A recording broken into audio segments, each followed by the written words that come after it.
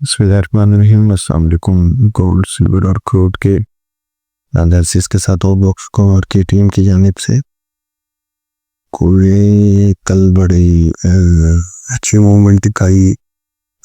जो एफओएमसी की मीटिंग की वजह से कि इसमें इंटरेस्ट रेट बढ़ेगा या नहीं बढ़ेगा, या उनका क्या, मार्केट में थोड़ी अनसर्टेनिटी रही।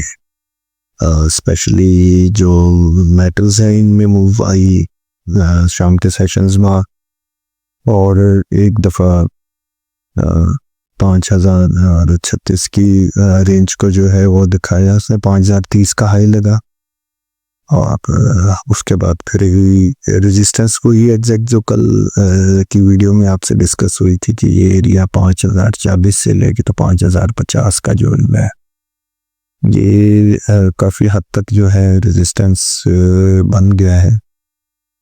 और माइंड में रखिएगा 5040 से 5060 का जो एरिया है, इसके ऊपर 5110 है, उसके ऊपर 5150 है, और 5150 के ऊपर 5290 है। ये पर्ट लेवल्स हैं जो अभी तक बन रहे हैं। आज के दिन में भी थोड़ा सा स्लो एंड स्लगिश स्टार्ट हुआ मार्केट का, डाउन थोड़ी सी करेक्टिव मूव थी, लेकिन ऊपर ये एरिया देखें जहाँ पर कल भी बताया था कि ये जगह रेजिस्ट है, मेजर रेजिस्टेंस है, या मूविंग एवरेज है, ट्रेंड लाइन यूनिकल।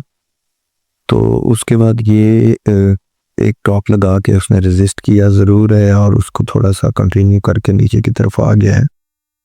लेकिन ये टेक्निकली ये जो फॉर्मेशन है ये 3 ब्लैक सोल्जर्स के नाम से जानी जाती है ये फॉर्मेशन, और इसके बाद वाला जो मामला है वो तेजी ही की तरफ जाता है, जैसे कि अभी इसका स्टांस बन रहा है कि ये अपसाइड के ये रेडी है। अगर इसको थोड़ा सा अगर स्लो है उस जगह पे, अगर एकदम बढ़ नहीं रहा, तो उसकी बहुत क्लियर रीज़न ये है कि ये ऊपर 2 मूवी एवरेजेस की रेजिस्टेंस और ट्रेंड लाइन की ये 5036 5040 के लेवल्स बनते हैं कि जो इसको रेजिस्ट करेंगे। और दूसरा ये इसके ऊपर अगर ये रेंज निकलती तो अपने पॉइंट में रखिए कि ये 4110 से लेके तो 5110 से लेके तो 5150 के बीच में कहीं रेजिस्ट करेगा। ये इस जगह पर कहीं ना कहीं निकाल जाएगा। ये प्रीवियस टॉप जो है इसको भी दिखा सकता है, और इसके ऊपर एक एक्सटेंशन है जो डाउन से मिड तक जा सकती है।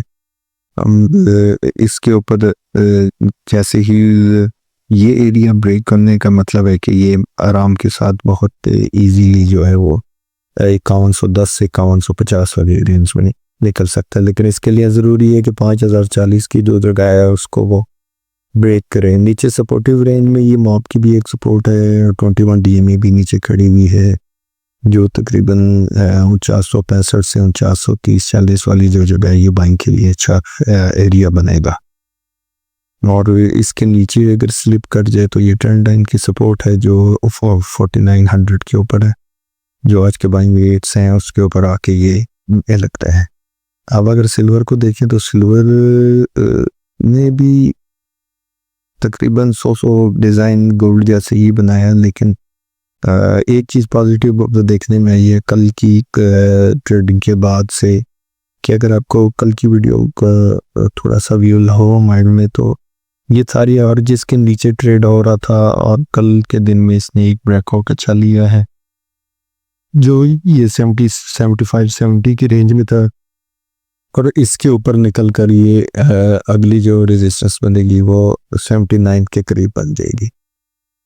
और बार बार आप लोगों को ये चीज़ बता रहा हूँ कि उस टाइम तक, उस वक्त तक सिल्वर जो है वो तेज़ नहीं होगा जब तक 80-15 से लेके तो 83 के बीच में कहीं सस्टेन कर जाए, यहाँ पे घिसना शुरू हो गया, और यहाँ पे स्लो स्लबिश बिहेवियर हो जाए, सेल्स को जितनी सेलिंग आए उसको ये ऑब्जर्व करें इन लेवल्स पे, तो फिर आप माइंड में रखें कि कहीं ये 85-50 से लेके तो 87-60-70 की रेंज भी दिखा सकता है।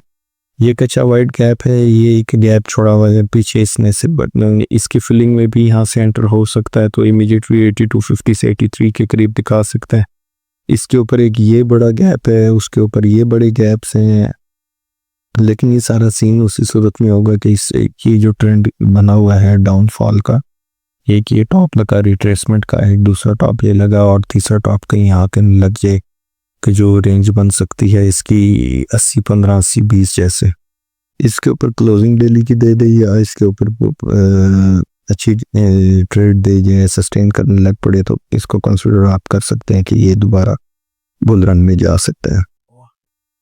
अगर देखें क्रूड ऑयल की बात करें तो क्रूड ने एक्स्ट्राऑर्डिनरी परफॉर्म किया कल के दिन में। अगर देखेंगे कप एंड हैंडल की फॉर्मेशन बनी, ये इसके ब्रेकआउट्स थे। ब्रेकआउट्स का मतलब है कि जितने लो वही लगा 6185 का लो रिपीट्स नहीं हुए, उसके बाद स्ट्रेट फॉरवर्ड जो है वो बुल रन बना और ये लास्ट कर गया। इवन के इसने जो जहाँ से ये मंदी में घुसा था, ये परसों मंदी हुई है इसने, और उसके बाद कल ही इसने इसके ऊपर निकाल कर तो सबसे इवन के नया टॉप भी लगा लिया।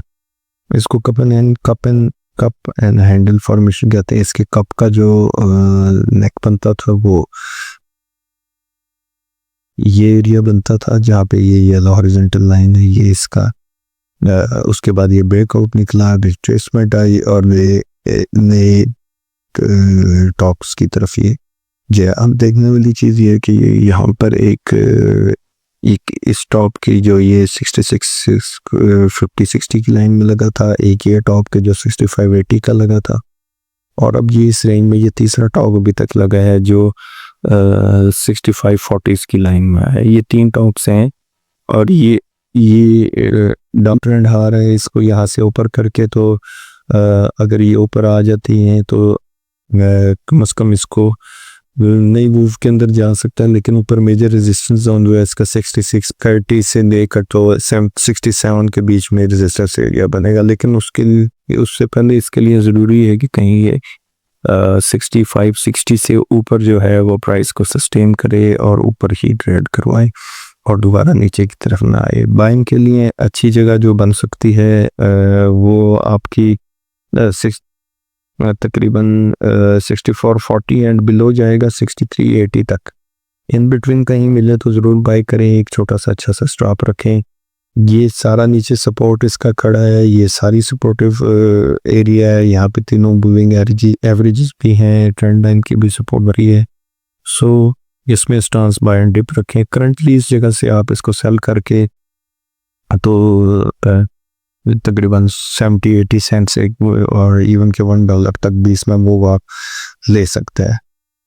तो इससे पॉजिटिव रहें या लेकर काम करें, बेचकर काम ना करें, हर डिप को फेल करें। क्रूड ऑयल में तेज़ी ही लग रही है और कंटिन्यूस एनालिसिस के लिए स्टे ट्यून्ड विद ओबक्स गोल्ड। अस्सलाम वालेकुम।